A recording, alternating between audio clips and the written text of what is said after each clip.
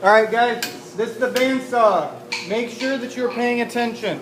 I can tell you from experience, it hurts to hurt yourself on a bandsaw. I guarantee you that. I have one finger that was dangling after using a bandsaw once, and they had to reattach it. So I can tell you for certain that you don't want to hurt yourself on here. They stitched it. So, bandsaw. Purpose of this is to cut irregular curves. Okay? We use the miter saw to cut straight boards. We use the table saw to cut straight. The bandsaw is used to cut curves. Okay, you're probably sitting there trying to figure out, if I want to do a curve on a project, how do I do it? Bandsaw. A couple things with the bandsaw. Right now we've got a pretty wide blade on it. The wider the blade, the bigger the curve. Okay, if it's got a small, narrow blade, like the blade's not very wide, then it's going to be for more sharp curves. The wider the blade, the less sharp it can go. So if you think of like a semi can't make the same turn that a small car can. Okay, so just kind of imagine that the bandsaw has a sign on it that says makes wide turns with a wide blade, just like a semi has the wide turn sign. Some things to remember. This right here is the blade guard. Okay, you want the blade guard touching your board, and then we're going to lift it up just a little bit. You want as little of that blade exposed as possible. And I'll go into explaining how I ended up cutting myself on here. Another thing is that you don't want your attention on anything else besides your stuff while you're working on this. If you come over and try to ask me a question, I will not answer you while I'm using the bandsaw. It's the only machine in the shop that I get a little queasy using. So when you're using the bandsaw, don't go up and interrupt somebody. Margin of safety on here is 2 inches, so you can get your hands a little bit closer than you do on the table saw and stuff. Make sure you keep your fingers out of line with the blade. Okay, don't get your fingers in line with the blade, no matter how far away you are.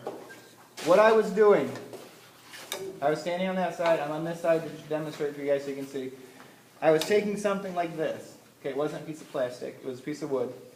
When you make a bowl on a lathe, which is we'll talk about in a few weeks, a lot of times when you do that, you have a piece you need to cut off the bottom.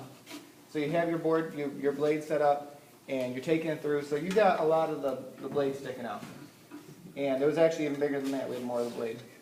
And I was sitting there pushing it through, and I was helping somebody do it so they wouldn't get hurt. So the irony in that.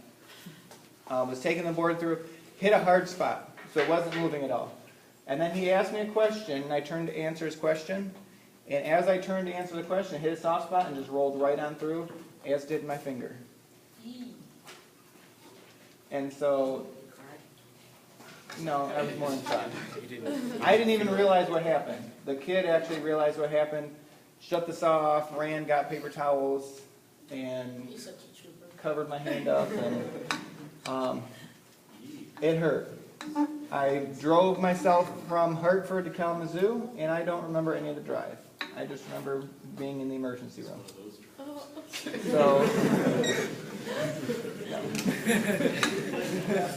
So make sure that the guard is as low as possible. The less amount of the blade you have exposed, the best. You want this maximum of 1/4 inch up. I'd aim more for like 1/8 of an inch, but I'd settle for 1/4 if that's what you can get. Make sure these guards are closed.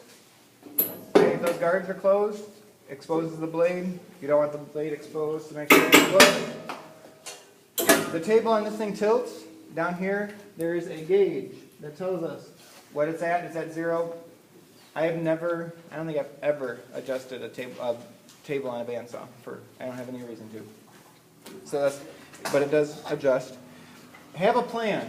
Don't just come over here and start cutting, because when you just come over here and start cutting, I've already said so. I've had people in the past One student that ended up hurting himself on here, he just came over and was just randomly cutting into pieces of wood and had no idea what he was doing and just ran his finger right into a blade. Didn't cut it off, nicked it, ended up getting glue on it, but they glued it back together at the hospital. But they, I mean, if he had a plan what he was doing, he probably wouldn't hurt himself. So make sure you've got a plan when you're using this. Make sure it's going full speed before you cut.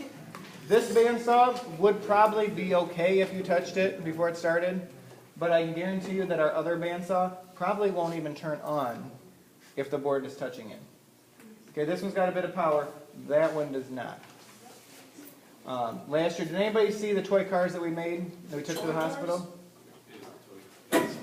We made small toy cars that we took to the children's hospital last year. They used the bandsaws pretty much exclusively for that, and they made like 900 cars. And so I'm working on coming up with some projects for you guys, because I want all my classes to be doing some kind of community service project. And so I'm working on what we're going to do for you guys and my other classes right now. Birdhouses. What? The birdhouses. Birdhouses. When you're using this, you're going to stand, you're going to be standing over here on this side. Try not to stand back here. Okay, don't stand back here and watch somebody, because on the rare occasion that the blade does break, it sometimes comes out and does like a snake charmer thing, and it dances itself way over here. Most of the time, it just breaks and just stops inside and doesn't move. But occasionally, it will do that, and you don't want to get hit by it. So don't stand back here. This used to be a bandsaw that we used. This thing was ginormous. You can tell the size of this wheel compared to this wheel. Just a little bit different. What? So it looks like a film reel. Yeah.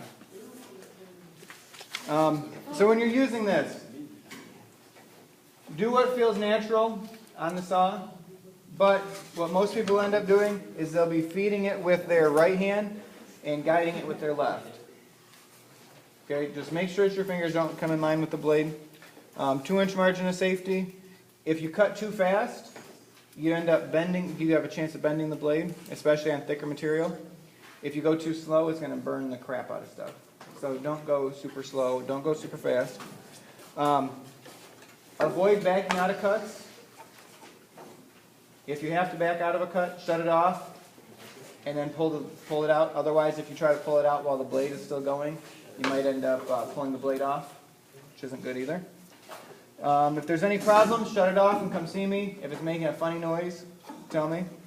Turn the machine off and stay here until it stops running. I don't want the next person to come up and start adjusting it while it's still spinning. Remove the blade, the scraps when the blade stops. We'll have a box over here for scraps. They don't go on the floor. Okay, scraps go in a box. They don't go on the floor. I don't like cleaning the floor, and nobody else really does either, so don't drop them on the floor. When you're done, loosen the knob on the back, lower the blade guard back down all the way so it's sitting, so that the blade's not exposed at all. Okay, another thing, relief cuts. Relief cuts make it possible for you to do a sharp curve, let me see your pencil again, without having to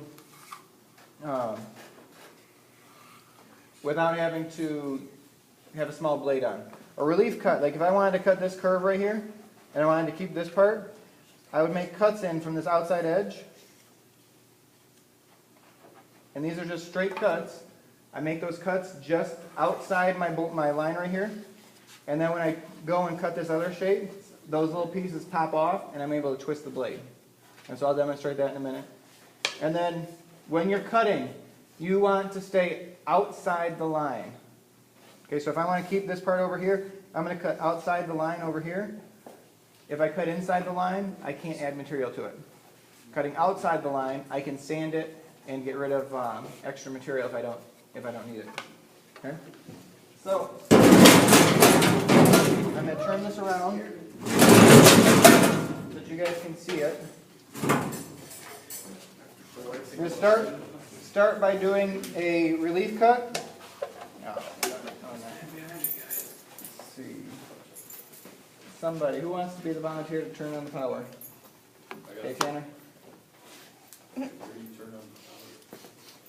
that thing up there, put the key in and turn it. It's under the bucket.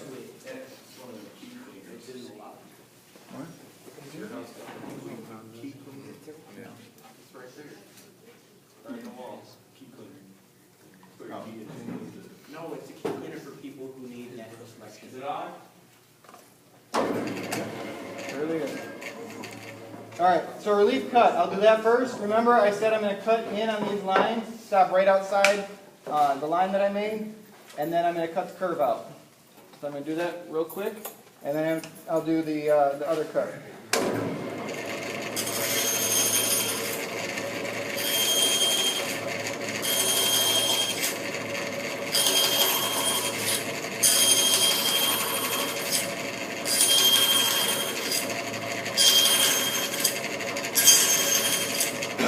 Notice I said don't back out of curves. These are straight. I'm okay backing out of a straight. If you try to back out of a curve, you'll end up catching the blade. It's not going to be good. It's ready to fall off.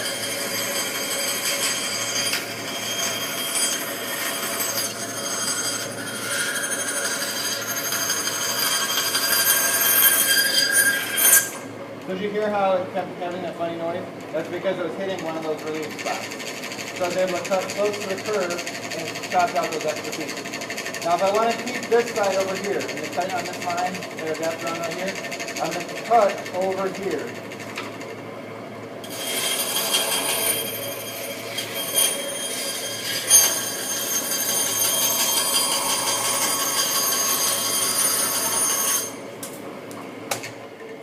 Okay, so I cut outside the line. I can still use the other side for whatever I need to use it for. Okay? Any questions on the bandsaw?